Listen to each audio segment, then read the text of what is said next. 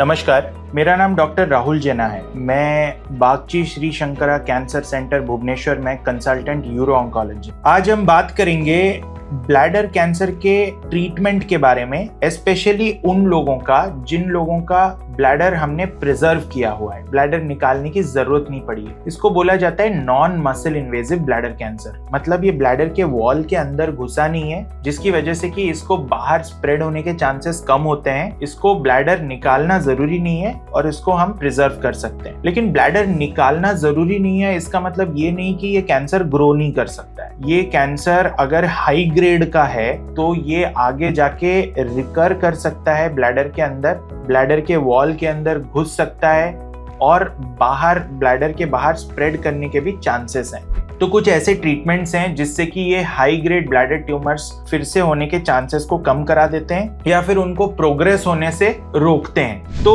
उसमें से जो सबसे कॉमनली यूज्ड ट्रीटमेंट है उसको बोला जाता है BCG। ये वही BCG वैक्सीन है जो ट्यूबरकुलोसिस के लिए आप सबके हाथों में एक स्कार होगा, कभी ना कभी दिया गया है। ये वही BCG वैक्सीन है। वर्ल्ड वाइड बहुत सारे स्टडीज के बाद देखा गया है कि जब BCG को ब्लैडर के अंदर डाला जाता है तो ये एक इम्यूनोलॉजिकल रिएक्शन से ब्लैडर कैंसर दोबारा होने से रोकता है। लेकिन BCG ऐसा नहीं है कि इसके कोई साइड इफेक्ट्स नहीं है।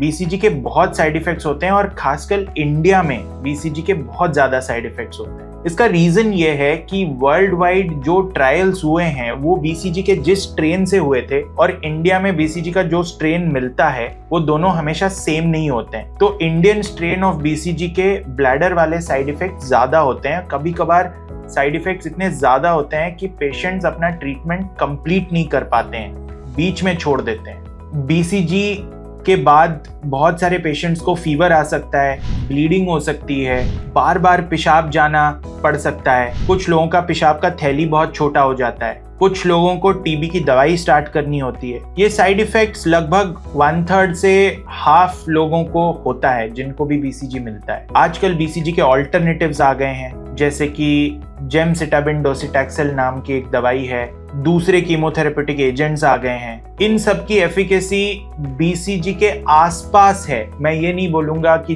BCG जितना इफेक्टिव है, लेकिन जब आप BCG के साइड इफेक्ट्स को और उसकी एफिकेसी को कंपेयर करो तो बहुत सारे लोगों को हम BCG ना स्टार्ट करवा के दूसरे दवाइयां भी स्टार्ट करवाते हैं। ये एक बहुत ही पर्सनलाइज्ड डिसीजन है। मतलब हर पेशेंट को हम देख के, उसका रिस्क कैटेगरी देख के हम डिसाइड करते हैं कि हम इनका BCG स्टार्ट करवाएं या हम इनकी दूसरी दवाइयां स्टार्ट कराएं। और ये डिफरेंशिएशन तब भी आ सकता है जब आपका ट्रीटिंग डॉक्टर ये चीज में अवेयर हो और ये ब्लैडर कैंसर के केसेस हाई वॉल्यूम में ट्रीट कर रहे हों। तो अगर आपको या फिर आप किसी को जानते हैं जिनको ब्लैडर कैंसर की परेशानी है और उनको BCG या दूसरे कीमोथेरेपी मिल रहे हैं ब्लैडर के अंदर, तो अपने डॉक्टर से जरूर पूछें कि आपके लिए सबसे ज्यादा सुइटेबल ट्रीटमेंट क्या है।